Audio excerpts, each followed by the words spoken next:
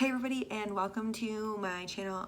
Today I'm going to give you some tips for working at home. I work at home every single day, so being at home is something that I am used to. It's something that I am accustomed to. So I'm going to give you some tips to hopefully, help you out, make you feel a little bit easier about working at home. It's super easy to feel isolated. It's super easy to feel lonely.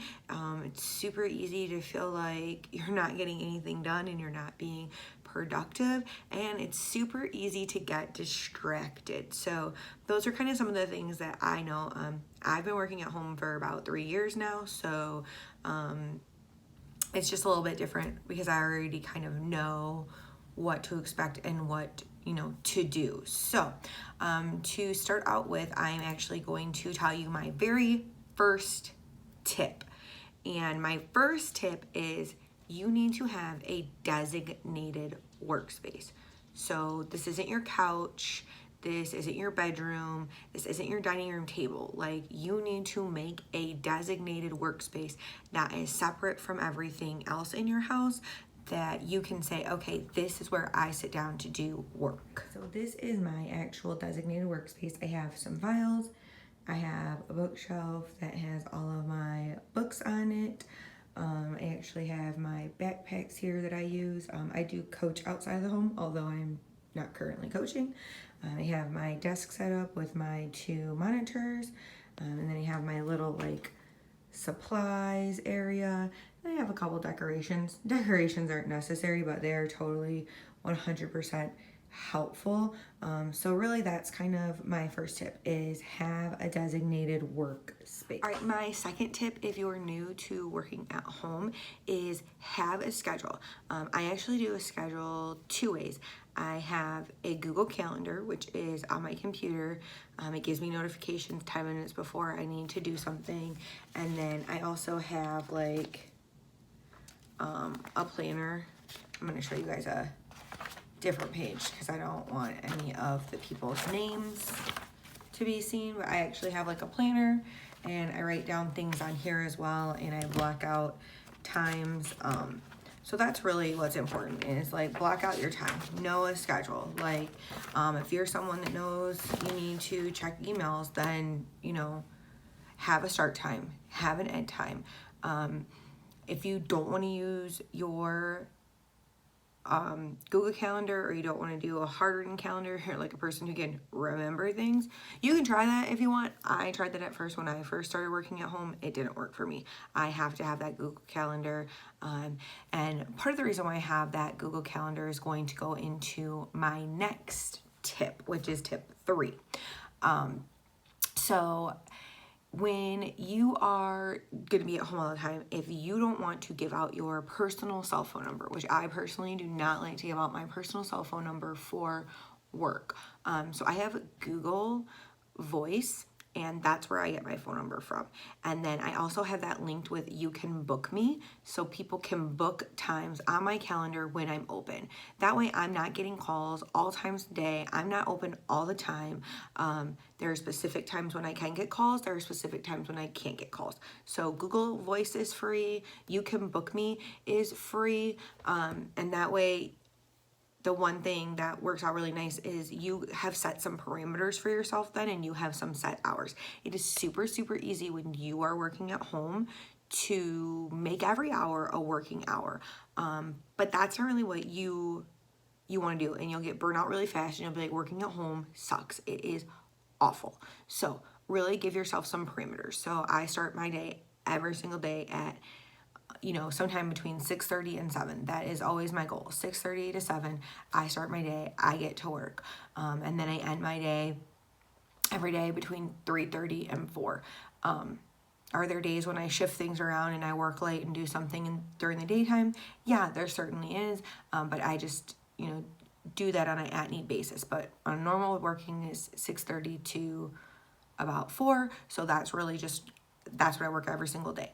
Now, my next tip will be tip 4, which is going to be, you need to take breaks. I can't stress this enough. Probably 10 minutes of every hour should be devoted to you taking a break and walking away from your designated working area. So whether that means like you go do something. So, you know, for instance, I'll show you some things that I do, but some of the things that I do is I'll like unload the dishwasher, make lunch, make breakfast even, like, because I don't like to eat right away when I first get up. So some point in my day I'll go and I'll make breakfast.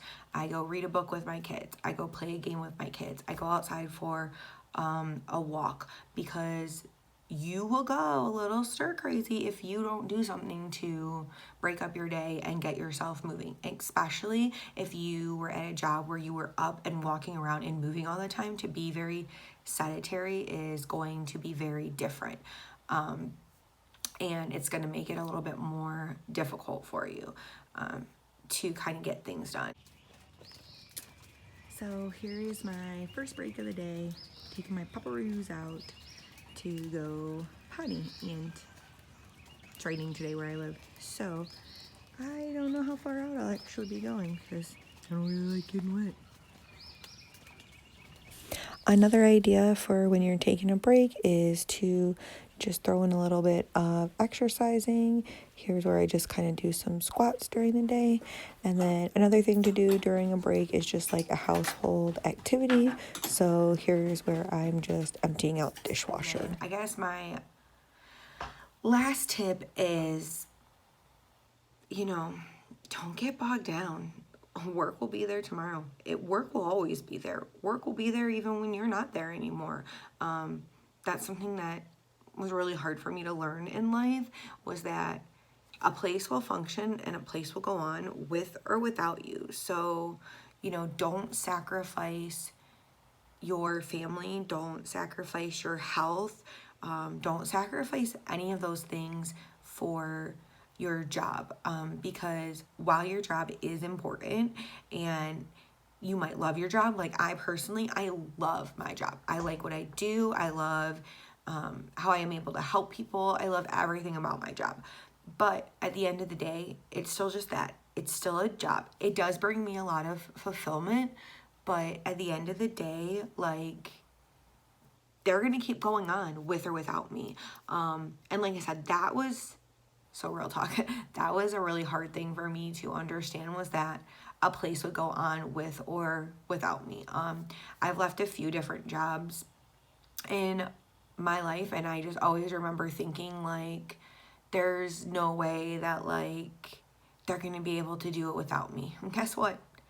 Every place went on without me, and it didn't. They might have felt the void of me being there for a week, a couple of days, I don't know, maybe even a couple of weeks, but the reality is everything will go on. So don't sacrifice the things that are important to you for the things that are at your job. Make parameters, set those parameters, do what you gotta do to help make your day a little bit better. All right, so thank you guys for joining me today and getting these tips for how to work at home and how to be successful working at home. I know I got off on a couple little tangents there, real talk, but you know, it is what it is. So make sure that you subscribe and make sure you hit that like button, and I will continue posting and keeping you guys updated of what's going on here at the Joneses.